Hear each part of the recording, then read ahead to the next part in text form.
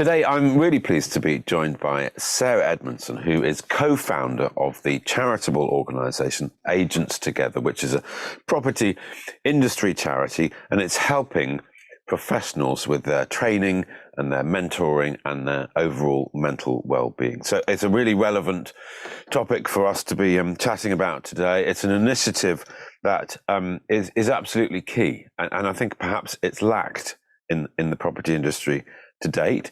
So if you are involved in the industry looking for support, or indeed thinking about getting involved in the industry, I think you should find Agents Together super helpful. Can you just, to start with, kick us off with a bit of an overview of Agents Together and why you set it up and indeed when you set it up? Sure. Thank you very much for having me, Phil. I'm delighted to be here talking to you today. Agents Together was born, I like to say, in the first lockdown. That's the easiest way to put it. It was that sort of March, April 2020, when, to be frank, everybody was frantic. We were all panicking. We were worried, weren't we? And we hadn't even coined the phrase "new normal" yet. So it really was a time of fear, I think. And a group of us got together, many of us industry professionals, property industry professionals, and we just brainstormed a couple of times a week in terms of what do people in our industry need right now. And what we were really worried about was ultimately estate agents and property professionals usually by their very nature are quite outgoing. They're people. They love to talk and be out on viewings and valuations, and no 2 days are the same. And then all of a sudden these people found themselves at the kitchen table or in their back bedrooms, and they just lost that ability to be amongst people. And we were worried that it was going to cause issues with well-being. We were, and we wanted as a collective group to really see what we could do to give back. And that's how Agents Together, sort of the seed that sprouted everything. From there, I think we worked very, very fast. And by June, we'd launched the website, and we'd launched with our lead initiative, which was a mentorship scheme, like a peer-to-peer mentorship scheme. So we're coming up for nearly 2 years old now, which is remarkable. And I'll tell you shortly how many people we've helped. But really, we have two things that underpin us the most, and that is healthy mind, healthy business. So all the activities that we do are underpinned by that. And primarily the mentorship scheme really drives that home, meaning that everybody has always got somebody to talk to. And that was a real driving force for us. Can you just expand a bit more about the mentorship scheme? How does it work? Who do you help? Who are the mentors? And just how does it all take shape? Because it sounds fantastic. Sure. So, I mean, it's probably been more successful than we could have ever dreamed of. And that the reason for that is, so I asked Sam Offley, who works for the charity, to send over the most recent numbers. So these are hot off the press. And we have 296 mentors. Okay. And there are some really high level people in the industry involved, but there's also some fantastic regional managers who are also mentors or branch managers. Yeah. And of those 296, we've actually facilitated 527 mentorship matches. So we've introduced, so some people are doing more than one mentorship, as you bit of early maths for us there, Phil. Yeah. But ultimately, off the back of that, what we found is it's not just the mentees that are being helped by this, but the mentors are finding it so rewarding as well. Yeah. And it's super, super easy. We have application forms on the website. We ask some fairly detailed questions just so that we can get the match right. It comes into us internally. We have a little system that helps us a little bit, but we bespoke match everybody. So the most exciting thing for me, one of the most exciting things, is we've got like a chains of mentorships going on. So we've got someone extremely senior mentoring perhaps a regional manager who's in turn mentoring an apprentice. Okay, I see what you mean. Yeah. That knowledge share has just been probably one of the most powerful things that I've seen and really relished that achievement. Yeah. And it's kind of win-win because everybody benefits and everybody values it and gets stuff out of it. But in my introduction, I said if somebody was involved in the industry and looking for some support, but equally, if somebody was looking to get into the industry, are you also helping people at that stage? Absolutely. And what has been remarkable is how many people there have been. I think there's some television programs, which I won't name, I'm not sure whether I'm allowed to, that are quite popular at the moment on... you can name a couple of them. On a certain streaming service. Oh, those ones. Yeah, They're not property shows. No, of course, yeah. Yeah, I know what you mean. Yeah. No, and I think that, believe it or not, is sparking people's interest in it's not quite the same selling houses in Huddersfield as it is in LA, but in a genuine note, there's lots of ways for people to enter the industry, as you are acutely aware, Phil. We have got our mainstream estate agency with branches and offices, but we've also got lots of self-employed models now where there are people starting. So there's lots of opportunity. The barriers to entry for are quite low for our industry, and that's both a positive and a negative. But fundamentally, from us, from Agents Together, we have got this ability to say, hey, just come to us. Look, we'll match you with somebody, even if it's just you want to dip your toe in, you want to find out if it's right for you. Yeah, then absolutely. Yeah, that's what it's all about, helping people. Okay. Cool. Any particular tips for people who are wanting to get into the industry? Because I mean, you and I worked in it for a long time, and I love it. I love its variety. I love dealing with houses. The people are probably almost more important than the houses to me. But for some people involved, it's the other way around.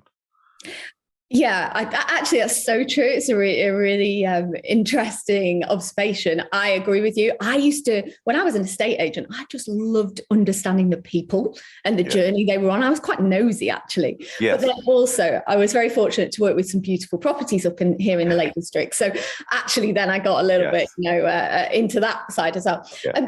But no, people getting into the industry, or even in the industry right now, I think for me, I don't want to undermine my fellow professionals. We're not doing brain surgery here.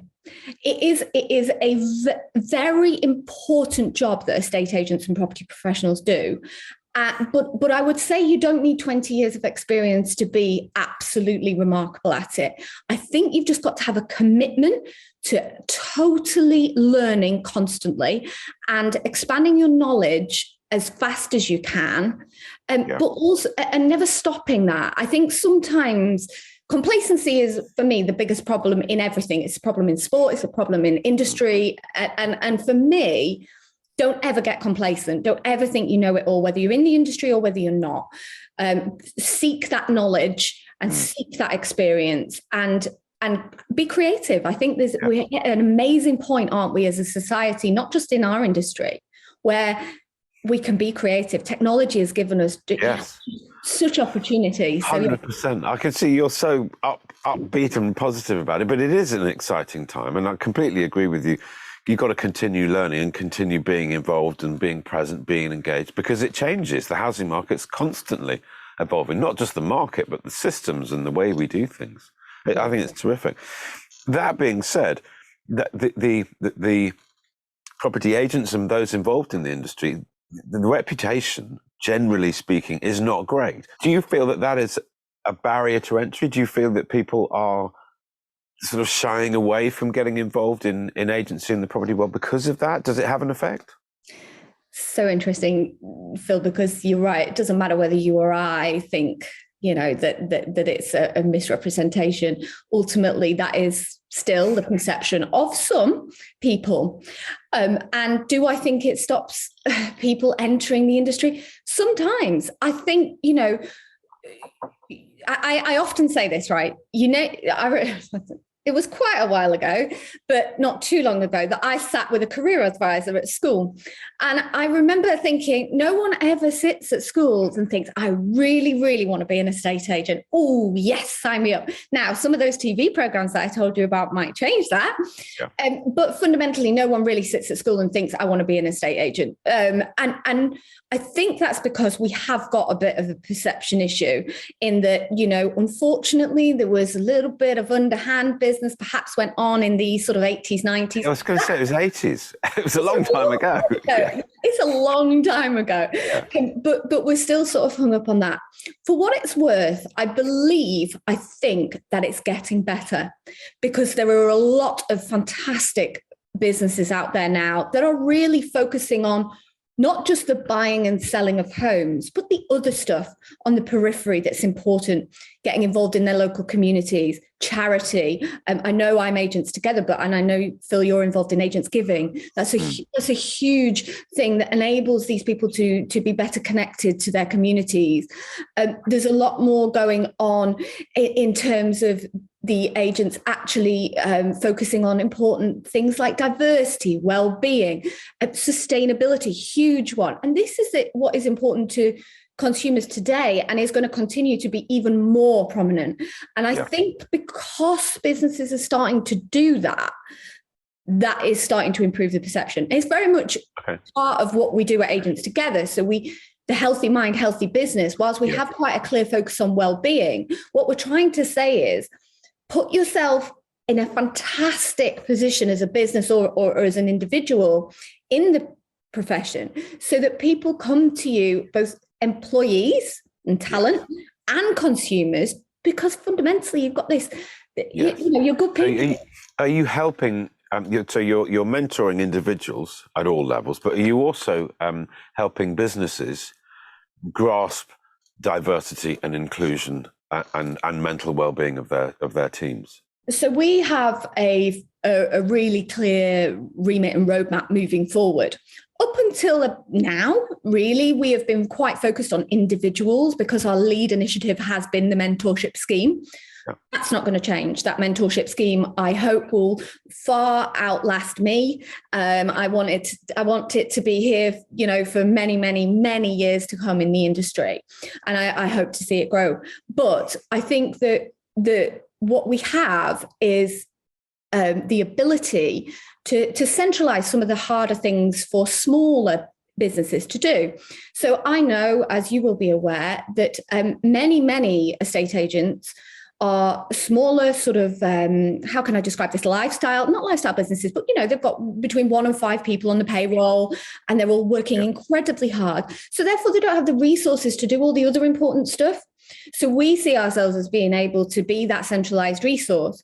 So coming down the line very soon with our new website, we have got a whole heap of free to access resources for these businesses. Yeah. So they're going to be able to get wellbeing policies off our website for free. They're going to be able to get diversity and inclusion policies off our website for free. We're going to give them some free access to free sort of guidelines, blueprints for sustainability, all those sorts of things.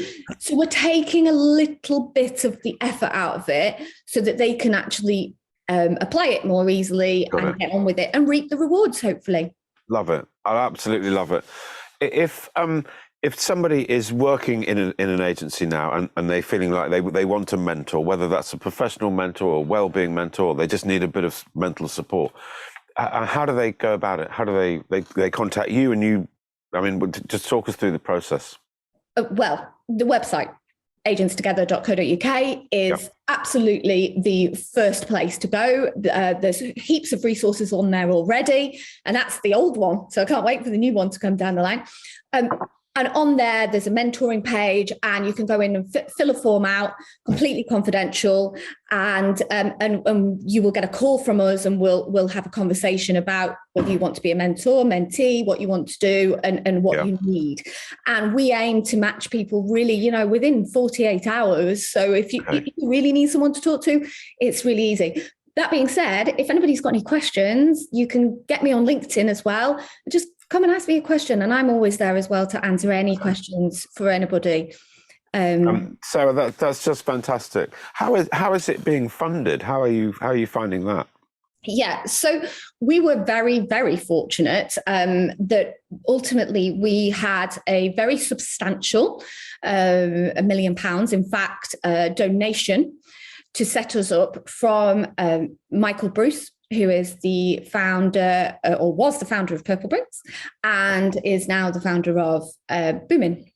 So he gave us that and said, there you go, Sarah, off you go, you've got £1 million, good luck, do your worst. And hopefully I love it. Just to have, as you said, I'm involved with Agents Giving, but completely support what you're doing at Agents Together. To have what you're offering in this climate today is so relevant, so topical, and so needed. So I'm really pleased to hear about it, and I'd encourage everyone thinking about joining the industry or in the industry, if you need a bit of guidance, Agents Together is where you need to be. So thank you, Sarah. I wish you all the best. Keep doing what you're doing. It's fantastic. Much appreciated. Thank you, Phil. Great to talk.